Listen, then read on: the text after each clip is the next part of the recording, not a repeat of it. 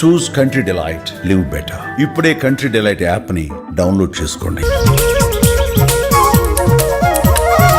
Celebrity ఎక్కడ కనిపిస్తే అక్కడ ట్రెండింగ్ అనమాట.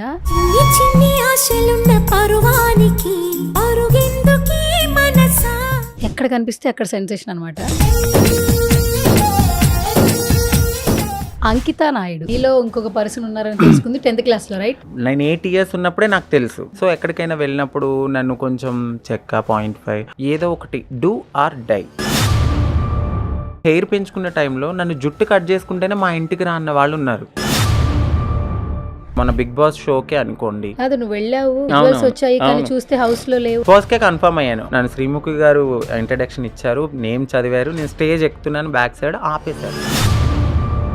బిగ్ బాస్ హౌస్ లో వాళ్ళకి నా వీడియో చూపించావు, సెక్స్ వర్క్ అవుతుంది, సరే ఓకే, నా బాటమ్ సర్జరీ కాలే, నా అప్పర్ సర్జరీ అయ్యింది అనుకో. సో నువ్వు అది తీసుకెళ్తే నిన్నేమనుకుంటారు? సో నేను నాకు గారని రాశాను ఫేవరెట్ అని, అక్కడి నుంచి పట్టుకున్నారు. కానీ నువ్వు 2 years బిఫోర్ కి ఇప్పటికి చాలా చేంజ్ అయిపోయావు, చాలా లీన్ అయిపోయావు. సో ఎప్పుడైతే నాకు పాస్ట్ లో మ్యారేజ్ అయిందో ఆ టైంలో దిష్టి తగిలిందో మరి ఏమో, చచ్చిపోయే స్టేజ్కి వెళ్ళి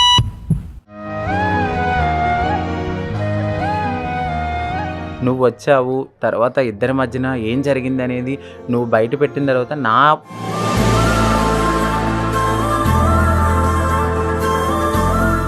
చివరికి చూస్తే మళ్ళీ జీరోకే వచ్చేస్తాం. ఈ పర్సన్స్ నమ్ముకుని మనం ముందుకు వెళ్ళిపోతే పిచ్చిగా, రేపొద్దున వాళ్ళు వదిలేస్తే మళ్ళీ నా లైఫ్ జీరోనే.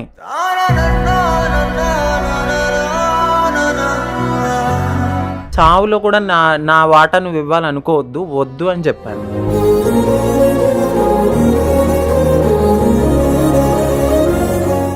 మా కమ్యూనిటీ నుంచి కూడా నన్ను ఇంత త్వరగా ఎలా ఎదిగింది అని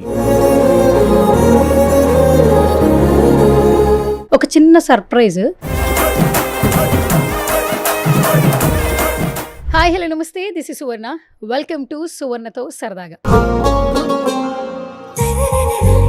సో ఈరోజు నాతో పాటు ఉన్న సెలబ్రిటీ ఎక్కడ కనిపిస్తే అక్కడ ట్రెండింగ్ అనమాట, ఎక్కడ కనిపిస్తే అక్కడ సెన్సేషన్ అనమాట. సో చాలా మట్టుకు ఏంటంటే ప్రతి ఒక్కరం ఒకళ్ళు ఇన్స్పిరేషన్గా తీసుకుంటూ ఉంటాం. అదే ఇండస్ట్రీ అనుకోండి, చిరంజీవి గారు ఇన్స్పిరేషన్ అంటుంటారు, ఎందుకంటే సెల్ఫ్ మేడ్ పర్సన్.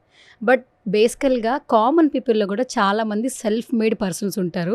సో నా ముందు ఉన్న సెలబ్రిటీ మాత్రం ఖచ్చితంగా సెల్ఫ్ మేడ్ అని చెప్పొచ్చు.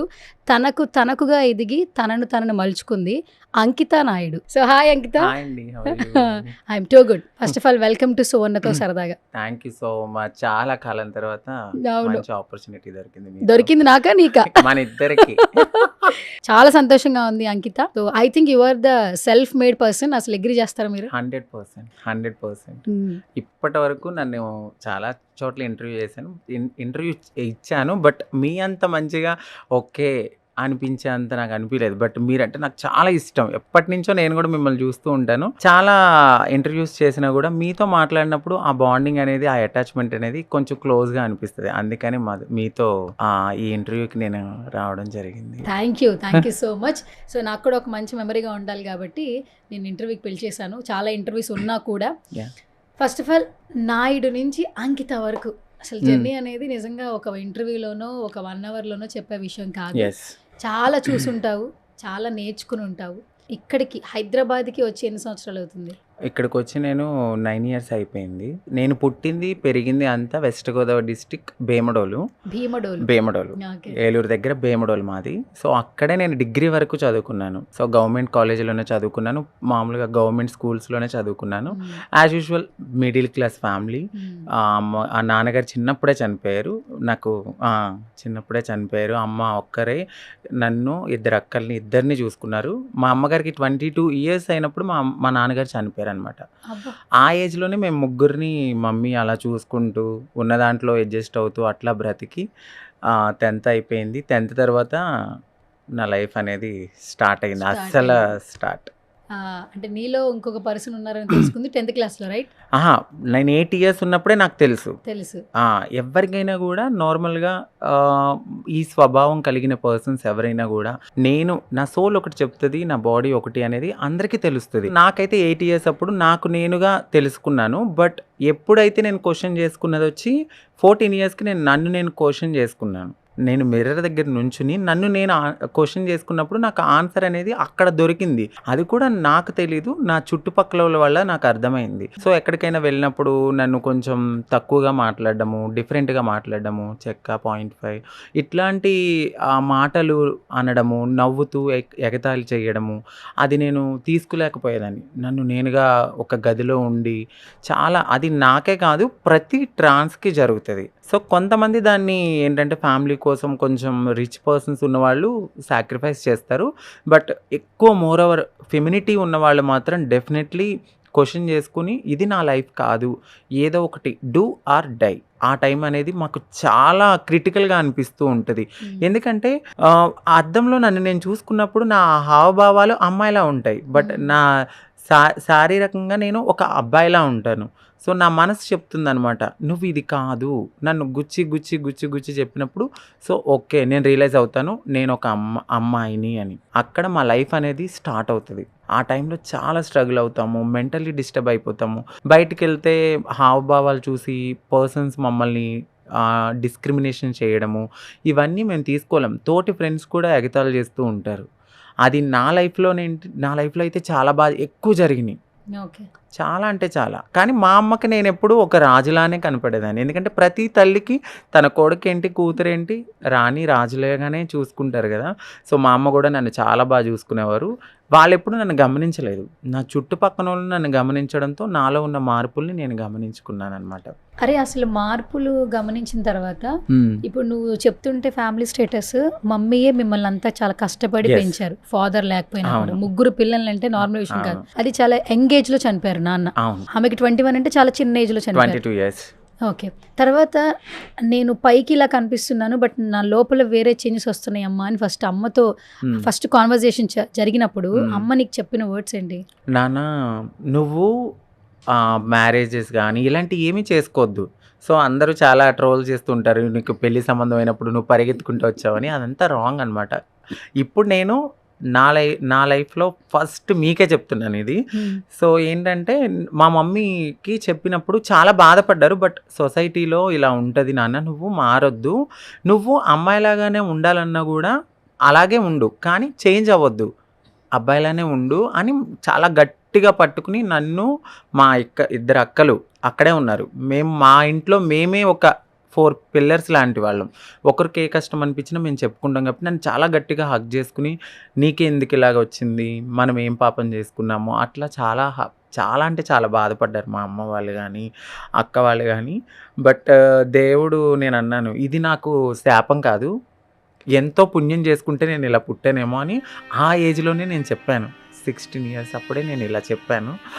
సో కానీ మా ఇంటి పక్కన వాళ్ళు అందరూ నవ్వుకునేవారు, మీ అబ్బాయి అలాగా, మీ అబ్బాయి ఇలాగా అన్నప్పుడు నాకు భయం వేసేది, మా అక్క వాళ్ళ పెళ్ళిళ్ళు నా వల్ల ఆగిపోతాయేమో అని చాలా ఇంట్లో బాధపడుతూనే. కానీ మా అమ్మగారికి వద్దు ఇలాగే ఉండు, మళ్ళీ రేపు నీకు జీవితం ఎక్కడుంది, నువ్వు మారిపోయిన తర్వాత ఆ లైఫ్లో నువ్వు హ్యాపీగా ఉంటావేమో, ముసలినో ముసలోడో లేకపోతే ఏదో ఒకటైతే ఎవరు చూసుకుంటారు, అక్క వాళ్ళకే ఫ్యామిలీస్ ఉన్నాయి, నీకెక్కడ ఫ్యామిలీ ఉంది అని నన్ను పాపం చాలా బాధపడేవారు. ఇప్పటికీ మా మమ్మీ ఇప్పుడు హ్యాపీగా ఉన్నారు, సంతోషంగా ఇప్పుడే హ్యాపీగా ఉన్నారు.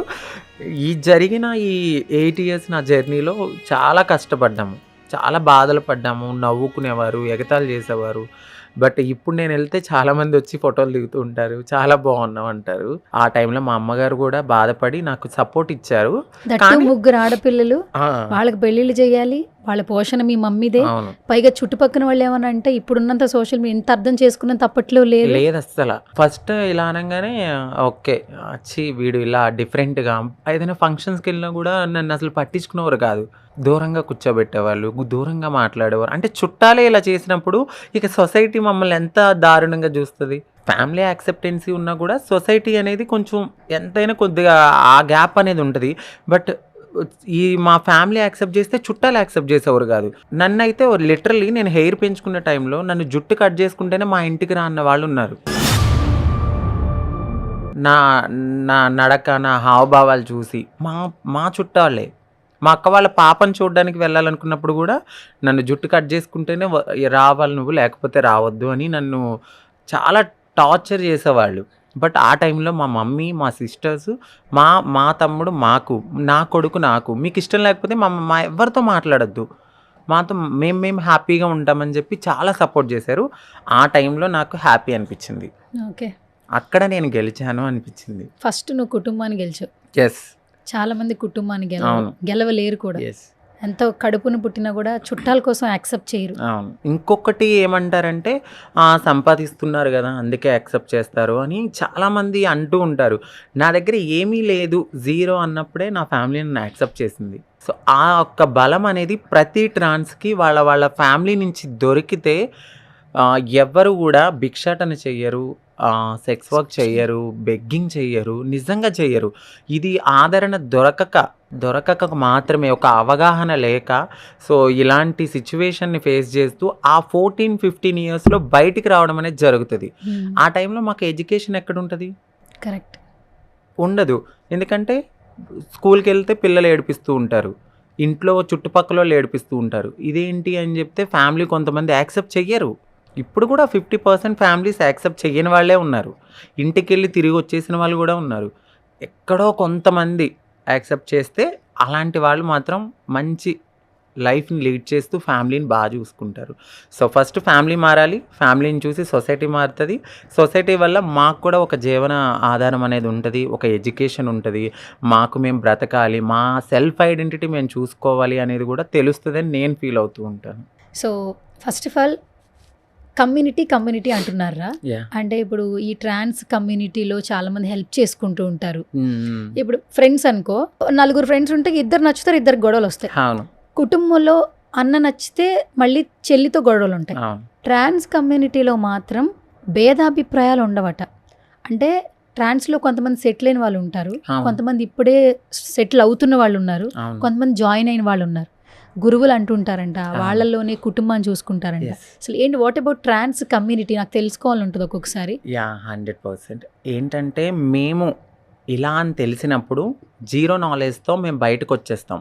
ఎందుకంటే సడన్గా ఫ్యామిలీ వాళ్ళు ఒక అబ్బాయి నుంచి ఒక అమ్మాయి స్టేటస్కి వెళ్తామన్నప్పుడు ఏ ఫ్యామిలీ యాక్సెప్ట్ చెయ్యరు.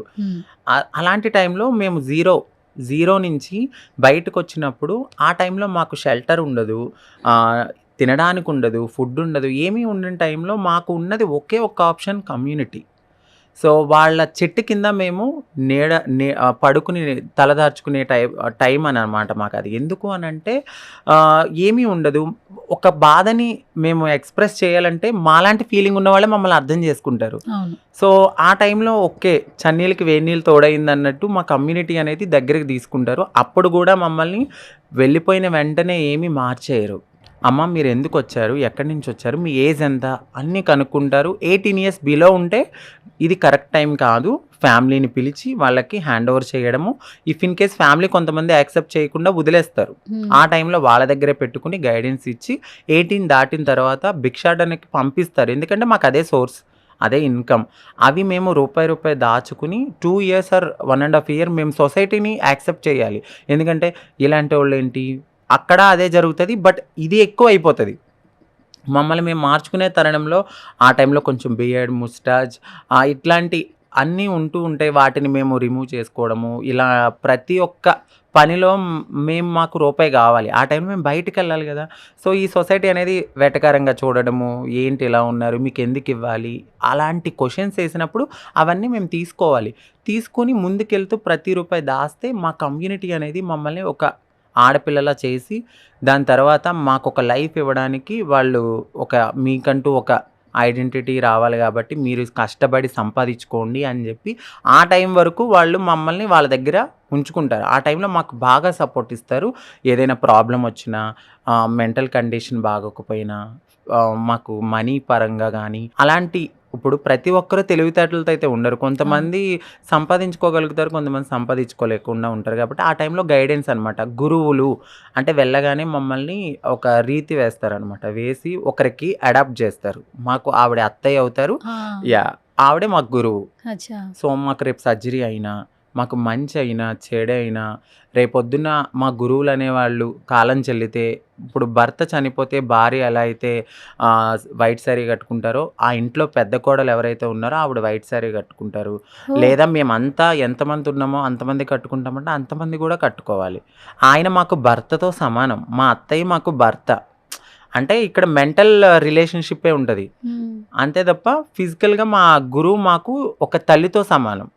వాళ్ళు మమ్మల్ని ప్రతి సర్జరీ కానీ లేకపోతే మా లైఫ్లో ఏది ఉన్నా మంచి చెడు అంతా వాళ్ళే మా వాళ్ళ గైడెన్స్లో మేము ఉంటాం అనమాట. ఇంకొకరు మదర్ ఉంటారు, అంటే పుట్టింటిలాగా అమ్మకి ఏదైనా బాధ అనిపిస్తే చెప్పుకోవడము, లేదంటే ఇంటికి వెళ్ళడము. ఇంకా ప్రతి అమ్మాయి లైఫ్లో ఎలా ఉంటారు, బట్ ఒక అమ్మాయి లైఫ్లో ఒక అబ్బాయి ఉంటాడు, మా లైఫ్లో మా అత్తయ్య ఉంటారు. ఓకే, అందుకే ఈ ఫెస్టివల్స్ అప్పుడు కూడా వాళ్ళతోనే మీరు అన్ని ఈ తాళి కట్టించుకుంటూ ఉంటారు, కాళ్ళు మొక్కుతూ బ్లెస్సింగ్స్ తీసుకుంటూ ఉంటారు. సర్జరీ అయిన తర్వాత ఎవ్రీ ఇయర్ మేము తిరుగు పూజను చేసుకుంటాం అనమాట. సో ఆ తిరుగు పూజ రోజున మా గురువు గారు మాకు తాళి కడతారు. ఇంకా మిగతా అనేది ఇంకా ఎవరైనా అబ్బాయి నచ్చితే మ్యారేజ్ చేసుకునే వాళ్ళు ఉంటారు, ఇదంతా కామన్ వేరేగా ఉంటుంది ఒక అమ్మాయి లైఫ్లో ఉన్నట్టే. బట్ మా కమ్యూనిటీ ప్రకారం అయితే మాత్రం మా గురువే మాకు భర్తతో సమానం. ఓకే అంకిత, కొన్ని విషయాలు తెలుసుకున్నా యాక్చువల్లీ ట్రాన్స్ కమ్యూనిటీకి వచ్చిన తర్వాత. ట్రాన్స్జెండర్స్ లైఫ్ ఎలా ఉంటుందంటే అబ్బాయిగా పుడతారు, అమ్మాయిగా మారాలనుకుంటారు. కొంతమందికి డబ్బులు ఉండవు. కమ్యూనిటీకి వచ్చిన తర్వాత భిక్షాటన చేస్తారు, కష్టాలు పడతారు, ఎన్నో చీత్కారాలు అవన్నీ అవమానాలు జరుగుతాయి. ఈ మారే క్రమంలో కొంతమంది దగ్గర డబ్బులు ఉండవు. ఎవరైతే గురువు అని నమ్ముకుంటున్నారో ఆ గురువు దగ్గరికి వెళ్ళినప్పుడు మామూలుగా మన చిన్న దెబ్బ తగిలితేనే, ఇట్లా చిన్న గిచ్చితేనే మాకు వెంటనే మనం బాధ తీసుకోలేము. అలాంటిది ఒక ప్రైవేట్ పార్ట్స్ మీద ఆపరేషన్ చేసుకోలేని సిచ్యువేషన్స్లో మరిగే ఆయిల్ని పోసి కూడా వాళ్ళు అమ్మాయిగా మారిపోతారంట. అండ్ ఒకప్పుడు ఇప్పుడు టెక్నాలజీ ఇట్లా వచ్చిన తర్వాత కొంతమంది సర్జరీ చేసుకుంటున్నారు. అంటే ట్రాన్స్ కమ్యూనిటీకి వచ్చేటప్పుడు వాళ్ళ ప్రాణాలను కూడా పణంగా పెట్టి ఇప్పుడు వీళ్ళు నువ్వు కొజ్జారా అంటున్నారు, చెక్కాగాడివిరా అంటున్నారు, అనేయడానికి అంటున్నారు. కానీ అబ్బాయిగా పుట్టిన వ్యక్తి అమ్మాయిగా మారడానికి ప్రాణాలనే బలిచ్చేస్తున్నట్టు. అంటే ఇప్పుడు ఒక అమ్మాయి ఒక బిడ్డకి జన్మనిస్తే మరో జన్మ ఎత్తినట్టు మీ ట్రాన్స్లో అసలు మారాలనుకున్నప్పుడు నిజంగా ఇంకొక జన్మని ఎత్తినట్టే. 100% అది ఏం చెప్తావు అంకిత? యాక్చువల్లీ సో మీరు అన్నది కూడా కరెక్టే. మరిగే ఆయిల్ గురించి చెప్పారు కదా. సో ఇది ఒక కాలంలో ఏంటంటే రాజులు ఉన్నప్పుడు మాకంటూ ఒక సెల్ఫ్ రెస్పెక్ట్ అనేది చాలా బాగుండేది. రాజులు మన నిజాముల కాలంలో మమ్మల్ని వాళ్ళకి ఒక నమ్మిన బంటులా పెట్టుకునేవాళ్ళు అనమాట. ఏదైనా హెల్ప్ కావాలన్నా ఆలోచన పరంగా కానీ, అంటే మేము ఫిజికల్గా ఫిట్గా ఉంటాం, మెంటల్లీ స్ట్రాంగ్గా ఉంటాం. సో ఆ టైంలో నిజాముల కాలంలో మమ్మల్ని చాలా బాగా రెస్పెక్ట్ ఇచ్చేవాళ్ళు. మా వేషధారణ కూడా అప్పుడు ఇట్లా ఉండేది కాదు, ఓన్లీ పైజామా టైప్ ఉండి ఒక సైడ్ ఓనీ లాగా వేసుకుని. సో కాకపోతే రెడీ అవడం అయితే అందమైన అమ్మాయిలాగానే రెడీ అయ్యేవారు, బట్ వేషధారణ కొంచెం డిఫరెంట్ ఉండేది. సో వాళ్ళ భార్యలకి మమ్మల్ని ఒక సెక్యూరిటీ పర్పస్ కింద చాలా బాగా పెట్టుకునేవారు. అక్కడి నుంచి వచ్చిందే మాకు ఇక్కడ చార్మినార్ దగ్గర ఉన్న దయారు. ఆ కాలంలో ఉన్నప్పటి నుంచి ఇప్పుడు ఉన్న దయారు మాకు నిజాములు ఇచ్చిందే. ఇప్పటికీ మా పెద్దవాళ్ళు కానీ ఓల్డ్ ఏజ్లో ఉన్న వాళ్ళు కానీ అక్కడే ఉంటారు. సో మీరు పాయింట్కి వస్తే ఏంటంటే మాకు ఆ టైంలో దాయి నిర్వాణ అనేవారు. ఇప్పుడు మీరు చెప్పారు ఆయిల్ పోసేవారు. డెఫినెట్లీ ఆ టైంలో సర్జరీస్ అనేవి ఏమీ లేవు. ఇక మారాలి అంటే ఆ పార్ట్ని డెఫినెట్లీ అక్కడ ఉన్న టైంలోనే కట్ చేస్తారు. కట్ చేయగానే ఇక్కడ గొయ్యి తీస్తారు, ఇటువైపు ఆయిల్ పెడతారు. పర్సన్ బ్రతికితే ఆయిల్ పోస్తూ అదే ఇంకా ఆయింట్మెంట్ కింద దాన్ని మార్చి సో అలా ఉంటారు. లేదంటే ఇమీడియట్లీ వాళ్ళు ఏమైనా బెదిరిపోయినా లేకపోతే భయపడినా సో అక్కడ చనిపోతే అక్కడే పూడ్ చేసి వచ్చేస్తారు ఆ కాలంలో. తర్వాత కొద్దిగా సర్జరీస్లో కొంచెం చేంజెస్ వచ్చినాయి. నార్మల్ సర్జరీ అని, సిగ్మాయిడ్ అని, పెరిటోరియం అని, SRS అని, ఇందులో లాట్ ఆఫ్ సర్జరీస్ వచ్చినాయి ఇప్పుడున్న టెక్నాలజీకి. ఆ టైంలో చాలామంది రిస్క్ బేర్ చేసి మరి చాలామంది అనేస్తారు ఈజీగా కొజ్జా చెక్క అని. ఎవరి లైఫ్ని ఎవరు పనంగా పెడతారు? ఒక అబ్బాయికి చీర కట్టుకోమంటే కట్టుకుంటాడా? కట్టుకోలేడు. మాలాంటి ఫీలింగ్స్ ఉన్న వాళ్ళు తప్ప. సో మాకంటూ ఒక ఫ్యూచర్ ఉండదు, మాది జీరో అని తెలిసినా కూడా మేము ఈ లైఫ్కే ఇష్టపడుతున్నామంటే మాకు ఈ లైఫ్ అంటే ఇష్టం. ఎందుకంటే మా మనసుకు తెలుసు ఇది మేము చేసుకున్న తప్పు కాదు. జీన్స్ లోపమే కానీ లేకపోతే దేవుడు పెట్టిన పరీక్షలో కానీ మేము ఎక్కడో చేసుకున్నామేమో మంచో చెడో మేము ఇలాగే బ్రతకాలనుకోవడం చాలా హ్యాపీ. ఎంతోమంది ఇప్పుడు మరి మ్యారేజ్ చేసుకుంటున్నారు అబ్బాయిలు, అమ్మాయిని సరిగ్గా చూసుకుంటున్నారా? వాళ్ళ లైఫ్ మళ్ళీ పోవట్లేదా? ఒక అమ్మాయి లైఫ్ని నాశనం చేయడం కన్నా నేను ఒక అమ్మాయిలాగా ఫీల్ అవుతున్నాను. సో నా లైఫ్ని నేనే హ్యాపీగా చేసుకుంటాను. అంతేగాని ఒక అమ్మాయికి ఏ ఫీలింగ్స్ లేని మమ్మల్ని తీసుకెళ్ళి కట్టబెట్టేసి సొసైటీ ఏదో అనుకుంటుందని మేము వాళ్ళ లైఫ్ని మేము పాడు చేయట్లేదు. సో ఒక రకంగా ఒక అబ్బాయి కొంతమంది అబ్బాయిలతో పోల్చుకుంటే మేము చాలా హ్యాపీ. అది నేను ఫీల్ అవుతాను చాలా. ఎందుకంటే మేము ఒక అమ్మాయిలా ఫీల్ అవుతున్నాం కాబట్టి ఈ ఆపోజిట్ అమ్మాయి మాకు ఒక అక్కో చెల్లో ఆ ఫీలింగే మాకుంటది. అందుకని మేము మా ప్రాణాన్ని పలంగా పెట్టి మేము సర్జరీస్ చేయించుకుంటాం. అందువల్ల మేము ఒక అమ్మాయిలాగా ఉండాలనుకుంటాము. ఒక అమ్మాయితో కూర్చుని మాట్లాడుకున్నప్పుడు అక్క, చెల్లి అనుకుంటూ ముచ్చట్లు పెట్టుకుంటాం. అలా అనమాట. ఫస్ట్ ఈ సర్జరీస్ ఇదంతా ఓకేరా? చాలా మట్టుకు ఏంటంటే సర్జరీస్కి చాలా లక్షల్లో అవుతుంది అంటుంటారు. ఈ సర్జరీ సెషన్కి వెళ్ళేటప్పుడు ఈ అమౌంట్ అంతా మీరు భిక్షాటన చేస్తారు, కొంతమంది నెక్స్ట్ సెక్స్ వర్క్ చేస్తుంటారు.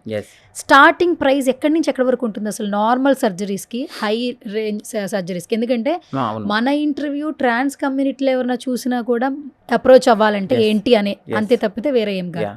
సో నార్మల్గా ఒకప్పుడు సర్జరీస్ అయితే 1 lakh అలా ఉండేది నార్మల్ సర్జరీ.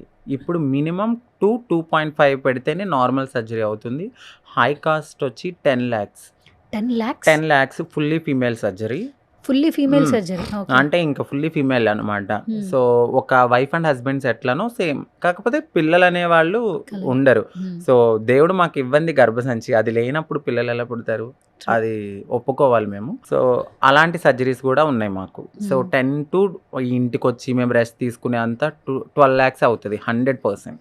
12 lakhs అవుతుంది. ఇప్పుడు ఈ నార్మల్ సర్జరీకి అడ్వాన్స్డ్ సర్జరీకి డిఫరెన్సియేషన్ ఏంటి అసలు? నార్మల్ సర్జరీస్ వచ్చి అంటే అది కూడా ఏంటంటే ఫీమేల్ లానే ఉంటుంది, బట్ వాళ్ళు సెక్సువల్గా అంత ఉండదన్నమాట. బట్ వాళ్ళకున్న తరుణంలో అలా ఉండేవారు ఆ కాలంలో. బట్ ఇప్పుడున్న అడ్వాన్స్ టెక్నాలజీలో ఇప్పుడు అందరూ ఫుల్లీ ఫీమేల్ సర్జరీస్లోనే ఉన్నారు. ఎందుకంటే ప్రతి రూపాయిని దాచుకోవడము, లేకపోతే ఇప్పుడు గోల్డ్, అప్పట్లో చిన్న చిన్న గోల్డ్ కొనుక్కున్న వాళ్ళు ఉంటారు, దాన్ని అమ్మేసైనా కూడా నేను అమ్మాయిలా ఉండాలి, సో నేను నా పార్ట్నర్ నేను హ్యాపీగా ఉండాలి అన్న ఫీలింగ్స్తో అందరూ ఇప్పుడు అడ్వాన్స్ టెక్నాలజీయే చేయించుకుంటున్నారు. దీనికోసం వాళ్ళకున్న గోల్డో లేకపోతే ఇంకేదో తాకట్లు పెట్టి చేసుకున్న వాళ్ళు కూడా ఉన్నారు. అంత పిచ్చి మాకు ఒక అమ్మాయిలాగా ఉండాలి. ఎస్, అమ్మాయిలు కూడా అంత అందంగా ఉండడానికి టైం ఇవ్వరేమో. యాక్చువల్లీ నువ్వు నిన్నే ఎగ్జాంపుల్. యాక్చువల్లీ రాగానే అడిగాను మేకప్ వేసుకోలేదు కదా అని. లేదు, బేసికల్గా నా స్కిన్నే ఇలా ఉంటుంది అంటే లైవ్ లో చూస్తున్న వాళ్ళకి తెలుస్తోంది. అసలు నువ్వు మేకప్ వేసుకోలేదు, చాలా అట్రాక్టివ్ గా ఉన్నావు. ఇది ఎట్లా అంటే ఫస్ట్ నుంచి నీ స్కిన్ టోన్ అంతేనా? అవును. చాలా మంది ఏమనేవారంటే, అంటే బాయ్ గా ఉన్నప్పుడు ఏంటంటే కొంచెం చేంజెస్ వేరే ఉంటాయి. సో నేను ఫీమేల్గా ఉన్నప్పుడు నాకు నేను అమ్మాయిగా ఉండాలి అన్న ఫీలింగ్తో నేను నా బ్యూటీ టిప్స్ నేనే ఇంట్లో రెమెడీస్ చేసుకోవడము, నా స్కిన్ మీద నేనే ఎక్కువ కేర్ తీసుకోవడం. అంటే సీ ఫుడ్ ఎక్కువ తింటాను, సిట్రిక్స్ ఎక్కువ తీసుకుంటాను, అలాగే లిక్విడ్స్ ఎక్కువ తీసుకుంటాను. అట్లనే ఉసిరికాయ, అల్లం, వెల్లుల్లి ఇవన్నీ కలిపిన ఒక రెమెడీ అనేది నా యూట్యూబ్లో వస్తుంది. ఆ వీడియోలో చూపిస్తే, ఎందుకంటే చాలా మంది నన్ను అడిగేది ఇదే, అక్క మీ స్కిన్ ఈవెన్ ఇలాంటివే నేను ఎక్కువ తీసుకుంటూ ఉంటాను. అంటే కొంచెం రైస్ ఒకప్పుడు బాగా తినేదాన్ని, నాకు అనిపించింది ఎందుకు నేను ఇలా అయిపోతున్నాను, సో నేను కూడా అందంగా ఉండాలనుకుంటాను అన్న ఫీలింగ్తో స్కిన్ ఎప్పుడు ఒకేలా ఉండేది. బట్ ఆ ట్రాన్స్పరెంట్ అంటారు కదా, సో నన్ను నేనుగా మార్చుకుని ఇట్లా ఉన్నా. కానీ నువ్వు 2 years బిఫోర్ కి ఇప్పటికి చాలా చేంజ్ అయిపోయావు, చాలా లీన్ అయిపోయావు. అప్పుడు కొంచెం బొద్దుగా ఉంటుండే, నీ హైట్ కి ఉంటుండే, బట్ ఇప్పుడు చాలా లీన్ అయిపోయావు. అంటే బికాస్ ఆఫ్ కొన్ని దీని వల్ల, లేదా నీకు నువ్వు నేను ఇలా ఉండాలని నువ్వు అంటే ఆ టైంలో చాలా మందికి తెలుసు నేను ఒక ఓపెన్ బుక్. సో ఎప్పుడైతే నాకు పాస్ట్లో మ్యారేజ్ అయిందో ఆ టైంలో నేను ఎమోషనల్ అనేది అంటే బాగానే ఉండే. సో దిష్టి తగిలిందో మరి ఏమో, ఆ టైంలో నేను బ్రేకప్ అయిపోయిన తర్వాత చాలామంది నేను డిప్రెషన్లోకి వెళ్ళిపోతాను అనుకున్నారు. సో నేనే కాదు, మా కమ్యూనిటీలో చాలామంది అలాగే డిప్రెషన్లోకి వెళ్ళిపోయి వాళ్ళు నాకేదో అయిపోయిందని చచ్చిపోయే స్టేజ్కి వెళ్ళిపోయిన వాళ్ళు కూడా ఉన్నారు, చచ్చిపోయిన వాళ్ళు కూడా ఉన్నారు. సో నేనేమనుకున్నానంటే ఒకసారి ఆలోచించుకున్నాను, నేను నా కోసం మారాను, నేను ఆనందంగా ఉండడానికి మారాను. సో నా ఫ్యామిలీని నేను చచ్చిపోతే ఎవరు చూసుకోరు, నా లైఫే కాదు, వేరే లైఫ్లో అమ్మాయి లైఫ్, మా ట్రాన్స్ లైఫ్లోకి ఎవరు వచ్చినా కూడా మేము చచ్చిపోతే వాళ్ళు వేరే వాళ్ళని పెళ్ళిళ్ళు చేసుకుంటారు, హాయిగా ఉంటారు, వాళ్ళ ఫ్యామిలీతో సంతోషంగా ఉంటారు. బట్ మేమే మా ఫ్యామిలీకి లీడ్ అన్నప్పుడు మేము చనిపోతే ఎట్లా అనేది నేను చాలా క్వశ్చన్స్ వేసుకున్నాను ఒక గదిలో ఉండి. ఎందుకంటే ఆ సిచ్యువేషన్, నేను ఫేస్ చేసిన సిచ్యువేషన్ ఎంత నన్ను అప్రిషియేట్ చేశారో అంతే తిట్లు నాకు వస్తాయి. అది నేను తీసుకోవాల్సిన సిచ్యువేషన్. ఒక్కసారి నేను ఎంత స్ట్రాంగ్గా ఉండాలి అనేది నేను తీసుకుని, ఇది కాదు లైఫ్, ఏదో జరిగింది, గుడ్ ఆర్ బ్యాడ్ ఏదైనా కానీ ఎవరు ఎక్కడున్నా హ్యాపీగా ఉండాలి. వాళ్ళు ఏం చేశారనేది వాళ్ళకి తెలుసు, నేనేంటి అనేది నాకు తెలుసు. ఒకానొక సిచ్యువేషన్లో నెగిటివిటీ నాకు స్ప్రెడ్ అవ్వడానికి కారణమైన ఆ పర్సన్ చెప్పడం బట్టి నేను బయటకు వచ్చి మాట్లాడాను, లేకపోతే నేను మాట్లాడేదని కాదు. నువ్వు లేకుండానే నేను ఒక స్టేజ్కి వెళ్ళిన సో మళ్ళీ నేను ఆ కింద స్థాయికి నేను రాలేను, నీ కోసం నేను ఎగబడి. సో నా లైఫ్ నేను చూసుకున్నాను, నేను హ్యాపీగా ఉన్నాను.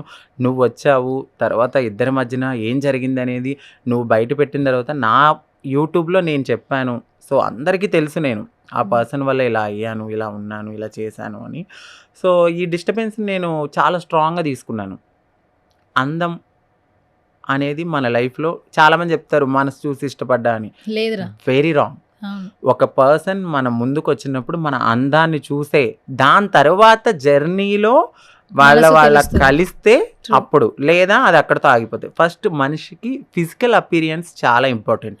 నేను అది గమనించాను. నేనేంటంటే ఒక హౌస్ వైఫ్ అయిపోయాను, నాకేంటి, నేను అందంగా ఉన్నా లేకపోయినా నా భర్తకి నచ్చితే చాలు అనుకున్నాను. బట్ నా భర్తే కాదు, కొంతమంది భర్తల బుద్ధి బయట వేరేగా ఉంటుందని అది మనకు తెలీదు. ఆపోజిట్గా తర్వాత తెలిసిన తర్వాత నేను రియలైజ్ అయ్యాను, బ్రేకప్ అయిపోయింది. కొంచెం హ్యాపీగా ఆలోచించుకున్నాను అనమాట. అంటే హ్యాపీగానే ఆలోచించుకున్నా, బాధగా కాదు, హ్యాపీగానే ఆలోచించుకున్నా. ఇలా కాదు, ఇది నా లైఫ్, ఇది నా లైఫ్ అని. సో తర్వాత నేను జాలిన్ సర్జరీ చేయించుకున్నాను. అవును, అది చాలా డిఫికల్ట్. ఎలా చేసావు? చాలా పెయిన్ అసలు చాలా. అంటే ఫుడ్ నాకు 2 months లేదు, 2 months నేను తినలేను. ఎందుకంటే ఇక్కడున్న దవడలు కట్ చేస్తే ఇక్కడి నుంచి ఇక్కడికి నా దవడలు కొంచెం పెద్దగా ఉండే అప్పుడు. సో అంటే ఆ మేల్ బోన్స్ని కట్ చేయించుకోవడానికి చాలా కష్టపడ్డాను. అంటే చాలా ప్రాబ్లం అని కూడా చెప్పారు నాకు డాక్టర్, చెప్పారు. బట్ లేదు, నేను మారాలి, నేను అందంగా మలుచుకోవాలి సార్ అని చెప్తే ఆయన చాలా సపోర్ట్ చేశారు. డాక్టర్ గారు కూడా అందరికీ తెలుసు, పెరసోనిక్ అని మన మణికొండలో ఉంటుంది, చాలా మంచి డాక్టర్. ఆయన నన్ను బాగా మోటివేట్ చేసి బాగా చేశారు సర్జరీ. దాని తర్వాత నేనుగా సెల్ఫ్ కాన్ఫిడెన్స్ వచ్చింది, నేను బ్రతకగలను, నేను హ్యాపీగా ఉండగలను. సో నన్ను చాలామంది అన్నారు, నీ ప్లేస్లో మేము ఉంటే చచ్చిపోయే వాళ్ళమని. ఎందుకు చచ్చిపోవాలి? వాడి కోసం మనం మారామా? కాదు కదా, మన కోసం మనం మారాం, మన ఫ్యామిలీని బాగా చూసుకోవడానికి మారాం. ఏదర్ తప్పో రైటో మనం ఇప్పుడు 100 మంది ఒకే రూట్లో వెళ్తే 99 మంది తప్పు అయి ఉండొచ్చు, మనం రైట్ అయి ఉండొచ్చు. సో వాళ్ళు వచ్చి మనం ఎలిగేషన్ చేస్తే మనల్ని మనం ప్రూవ్ చేసుకోవాలి. అంతేగాని లేదు నేను రాంగ్ రూట్లో వెళ్తున్నా కదా అని వాళ్ళతో వెళ్ళిపోతే వాళ్ళకి తేడా ఉండదు. సో నేను ఆ ఒక్క ఎజెండాతో ముందుకెళ్ళాను. సో ఎవరైతే నన్ను నెగిటివిటీగా ప్రూవ్ చేయాలనుకున్నారో, సో నేను అప్పుడు పబ్లిక్కి వచ్చాను. సో ఆ టైంలోనే నాకు జాలిన్ అయింది. అప్పటి వరకు నేను ఏ విషయాన్ని బయట పెట్టలేదు. నేను చాలా డేర్గా చెప్పా, నువ్వురా ఛానల్స్కి, నేను వస్తా, ఇద్దరం మాట్లాడుకుందాం. సో నువ్వేం బయట పెడితే పెట్టు, నేను కూడా మాట్లాడతా. ఎందుకంటే నేను ఓపెన్ బుక్ అని అదే చెప్పాను. పెళ్ళికి ముందు కానీ, పెళ్ళికి తర్వాత కానీ, పెళ్ళి అయ్యాక కానీ నేను ప్రతిదీ చేశాను, ఏది మోసం చేయలేదు. సో దాని ప్రూఫ్లతో సహా నేను ఉన్నాను కాబట్టి నేను ముందుకొచ్చి మాట్లాడతాను అని అన్నాను. అదే నీకు ఇష్టం లేకపోతే ఒక ట్రాన్స్ లైఫ్లో ఒక అమ్మాయి కాదని మాకు తెలుసు, మేము ఒక సెక్యూరిటీని బిల్డ్ చేసుకోవాలి. ఇటువైపు వాళ్ళ ఫ్యామిలీ ఒప్పుకోరు, ఇటువైపు మా ఫ్యామిలీని ఒప్పించుకోవాలి, మా కమ్యూనిటీని ఒప్పించుకోవాలి. ఈ పర్సన్ అనే పర్సన్ మనతో ఉంటారా ఉండరా అనే గ్యారంటీ లేదు, 100% గ్యారంటీ లేదు. ఆ సందిగ్ధంలో నేను ఇటు ఫ్యామిలీని చూసుకోవాలా, ఇటువైపు వాళ్ళని చూసుకోవాలా, వాళ్ళ ఫ్యామిలీ ప్రెషర్ చూసుకోవాలా, ఏది చూసుకోవాలి? చివరికి చూస్తే మళ్ళీ జీరోకే వచ్చేస్తాం. ఈ పర్సన్స్ నమ్ముకుని మనం ముందుకు వెళ్ళిపోతే పిచ్చిగా, రేపొద్దున వాళ్ళు వదిలేస్తే మళ్ళీ నా లైఫ్ జీరోనే. సో నేను అది ఆలోచించుకుని ముందే, ఎంత పెళ్ళైనా పబ్లిక్లో ఉన్నా నాకు ఎక్కడో చిన్న డౌట్, నేను అమ్మాయిని కాదు కదా అనేది. ఆ డౌట్ అనేది ఫ్యామిలీ నుంచే వచ్చింది. యాక్సెప్టెన్సీ లేని ఫ్యామిలీలో నేను ఉండలేను. ఎందుకంటే ఎంతసేపు నేనేదో తినేస్తున్నాను, నాకేదో పెట్టేస్తున్నారు అనే ఆలోచనలో వాళ్ళ ఫ్యామిలీ ఉన్నారు. బట్ ఏం జరుగుతుంది రియాలిటీ తెలియదు. నాకు తెలుసు, ఆపోజిట్ పర్సన్కి తెలుసు, తర్వాత వాళ్ళకి తెలుసు. ఇదంతటిని నేను తీసుకోలేకపోయాను. సరే, ఒక ఫైన్ డే ఆ పర్సన్ ఏం చేశారనేది ఆయనకి తెలుసు. నేను పట్టుకున్నాను, చాలా జరిగినాయి. వేరే కమ్యూనిటీ వాళ్ళతో ఉండడము, నేను పట్టుకున్నాను. సో అది నేను మనసుకి తీసుకోలేకపోయాను. ఇంత నమ్మి, సో నేను కష్టపడేది మన కోసమే. తర్వాత నేను ఈ కమ్యూనిటీ నుంచి హ్యాపీగా దూరంగా ఉండి ఎక్కడో ఇల్లు తీసుకుని ఒక అమ్మాయిని పెంచుకుందాం అనుకున్నాం అప్పట్లో. మేము చిన్న పాపని, బేబీని అడాప్ట్ చేసుకుందాం అని కూడా అన్నీ అనుకున్నాను. బట్ ఏదైతే మనము ఎక్కువ బిలీవ్ చేస్తామో అక్కడే మనకి నమ్మక ద్రోహం అనేది జరుగుతుంది. సో ఈ పర్సన్ అనే పర్సన్ ముందే నన్ను ఒప్పుకోకుండా ఉంటే బాగుండేది. మ్యారేజ్ ప్రపోజల్ వచ్చినప్పుడు కూడా ఇప్పుడే వద్దని కూడా మీరు అన్నారట. నేను మ్యారేజ్ ప్రపోజల్ వచ్చినప్పుడు కూడా నేను హౌస్ మా మమ్మీకి ఇవ్వాలి, హౌస్ తర్వాతే చూద్దాం అన్నారంట. అవును, ఎందుకంటే నేను కమ్యూనిటీలో ఉన్నాను. సో నేను అక్కడ నేము ఫేము ఏమీ లేదు. నేను అప్పుడు సెక్స్ వర్క్ చేస్తూనే ఉన్నాను. ఆ పర్సన్ నన్ను మ్యారేజ్ చేసుకోకముందు తను ఉన్న టైంలో కూడా నేను సెక్స్ వర్క్ చేస్తున్నాను. చేస్తున్న టైంలో నేను ఆ పర్సన్కి చెప్పింది ఒకటే, నా లైఫ్ ఇది, నన్ను నేను బ్రతికించుకోవాలి, నాకు వేరే ఆప్షన్ లేదు. అలా అని చెప్పి నేను ఒక ట్యాగ్ వేసుకుని తిరగలేను. ఎందుకంటే నేను ఎంబీఏ చదివాను. నేను ఎంబీఏ చదివి నేను మారిన తర్వాత కూడా నేను 2-3 ఇంటర్వ్యూస్కి వెళ్ళినప్పుడు కూడా నన్ను వాళ్ళు రిజెక్ట్ చేశారు. 100%. ఎందుకంటే అందరికీ ఒక కమ్యూనికేషన్ స్కిల్స్ ఉండవు కదా. ఇప్పుడు ఎంఎన్సీలో నేను వెళ్ళి మాట్లాడాలి, చెయ్యాలి ఇంగ్లీష్లో అంటే నేను ఫస్ట్ నుంచి గవర్నమెంట్ స్కూల్లో చదివాను. నా బేసిక్ నాలెడ్జ్ నా దగ్గర ఉంటుంది. నేను ఎంతో కష్టపడి ఏదో చదివి రాత్రి పగలు బట్ట ఏదో చేసి ఎంబీఏ చేశా. కానీ అది తీసుకుని నేను ఎంఎన్సీకి వెళ్ళినప్పుడు అక్కడ నేను సెలెక్ట్ కాను. ఎందుకంటే ఏమో నాకున్న మెంటల్ కండిషన్కి నేను అమ్మాయిగా ఫీల్ అవుతూ అది నేను తీసుకోలేను. బట్ ఇప్పుడున్న సొసైటీలో అనేది యాక్సెప్ట్ చేస్తున్నారు. మాకు కూడా రిజర్వేషన్స్ ఉన్నాయి, అన్నీ ఉన్నాయి. బట్ నాలాగా అందరూ ఉండలేరు. కొన్ని 2-3 ఇంటర్వ్యూలకు వెళ్ళినప్పుడు నేను సెలెక్ట్ కాలేదు. సో మీరు ఎలా ఉన్నారు, ఇలా అయితే కాదు, అబ్బాయిలాగా ఉంటే ఓకే అంటే నేను ఆ అబ్బాయిలాగా ఎలా రావాలి? సో నాకు అనిపించింది ఓకే, వెదర్ ఫైన్. నేను ఒక మనిషి జేబు కొట్టట్లేదు, ఒక మనిషి నమ్మకాన్ని పోగొట్టట్లేదు, ఒక మనిషిని నేను నమ్మక ద్రోహం చేయట్లేదు, దొంగతనం చేయట్లేదు, నన్ను నేను అమ్ముకుంటున్నాను. అక్కడ నాకు అనిపించింది, నన్ను నేను అమ్ముకుంటున్నాను, నేను సెక్స్ వర్క్ చేసుకుంటున్నాను, నువ్వు రావద్దు నా లైఫ్లోకి, నువ్వులానే ఉండు, నీ లైఫ్లోనే ఉండు, నీకు నిజంగానే ఇష్టం ఉంటే ఎప్పుడైనా వచ్చి కలిసి వెళ్ళిపో, అంతేగాని నా లైఫ్లోకి రావద్దు, నువ్వు నన్ను పెళ్లి చేసుకోవద్దని చెప్పి